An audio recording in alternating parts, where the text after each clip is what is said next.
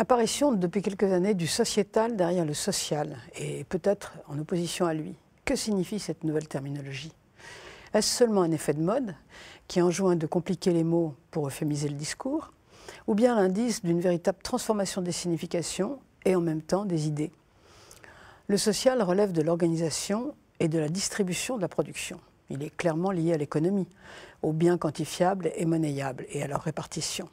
Tandis que le terme sociétal est employé pour désigner ce qui a trait au comportement de l'individu et à l'évolution des mœurs. Il s'agit des normes et non plus de la redistribution des biens. Cela concerne la famille, le couple, la liberté individuelle, la vie privée, le sens de la vie, et non plus le niveau de vie, le confort, la sécurité. Des grammairiens relèvent que le néologisme sociétal, venu d'Amérique, n'a aucune justification linguistique et trahit la pensée plus qu'elle ne l'éclaircit. Pourtant, ce n'est pas un hasard si ce mot se voit de plus en plus employé. Cet emploi correspond à un déplacement des idées au sein de la gauche. Celle-ci semble peu à peu ancrer son programme d'action dans les questions de mœurs au détriment des questions de redistribution économique. D'où le terme sociétal se substituant au social. Le développement de la préoccupation sociétale répondrait à une deuxième phase du programme d'émancipation. Après avoir libéré le travailleur de l'exploitation et de la misère économique, la pensée du progrès, issue de la saison révolutionnaire, s'emploie à libérer l'individu de la famille traditionnelle, des carcans, des tabous multiples concernant les mœurs. L'histoire des 2 siècles précédents montre bien à quel point sont liées ces deux préoccupations. Il s'agit de libérer l'individu de tout ce qui l'oblige. Qu'on relise Français encore un effort si vous voulez être républicain, du marquis de Sade, et l'on verra à quel point les programmes divers se répondent les uns aux autres.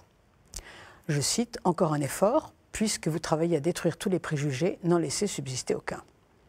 Une fois les individus libérés de la religion, puis des despotismes politiques, il s'agit alors de les libérer des contraintes de mœurs, autrement dit des contraintes de la morale commune.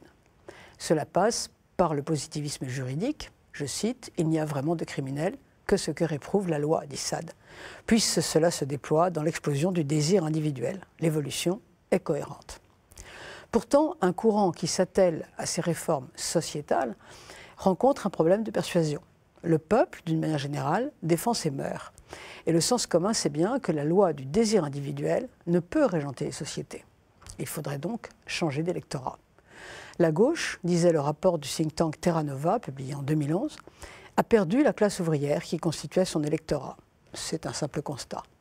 Selon Terra Nova, la gauche était en phase avec la classe ouvrière tant qu'elle portait ses valeurs socio-économiques et tant que la gauche restait assez conservatrice sur le plan des mœurs. Mais depuis l'époque de mai 68, l'évolution vers le libéralisme des mœurs repousse la classe ouvrière conservatrice, qui par ailleurs subit la montée du chômage et la précarisation.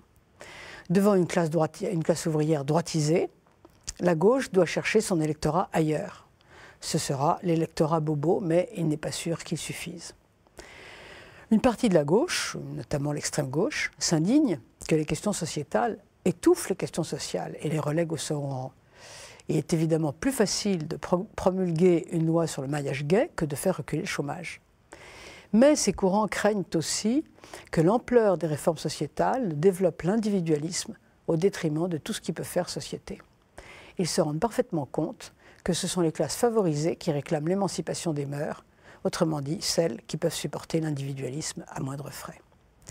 La question qui se pose est pourquoi la gauche a-t-elle abandonné le terrain social, terrain d'émancipation, dans lequel elle avait fait sa renommée et son succès, et où elle avait trouvé un électorat nombreux et difficile à remettre en cause. En effet, on ne peut guère délégitimer le combat en faveur des faibles. On peut proposer 2 réponses. La première serait que le combat de l'émancipation ouvrière a été gagné. Là où ce combat a été mené, le prolétariat a littéralement disparu pour être remplacé par une petite bourgeoisie nantie de toutes les conquêtes espérées. Il fallait donc poursuivre avec un autre combat, dans la lignée toujours de l'idéologie émancipatrice. La deuxième réponse serait que ce combat a été perdu. Le prolétaire a été remplacé par l'exclu, la démocratie économique est toujours trop incomplète, l'excès de sécurité et le développement des corporatismes ont créé des sociétés de chômage. Il faut donc placer le combat sur un autre terrain. Au fond, on en revient toujours au débat crucial de la pensée émancipatrice, déjà présent à l'époque de Lénine. La gauche doit-elle servir les revendications du peuple ou servir le bien du peuple décrit par ses soins contre le peuple. On se souvient que Lénine avait opté pour la deuxième réponse et engendré ainsi un totalitarisme. Aujourd'hui, la prise en charge par la gauche des questions sociétales équivaut à une volonté de faire le bien du peuple contre son gré. Les bobos sont l'avant-garde et le fer de lance de la révolution des mœurs.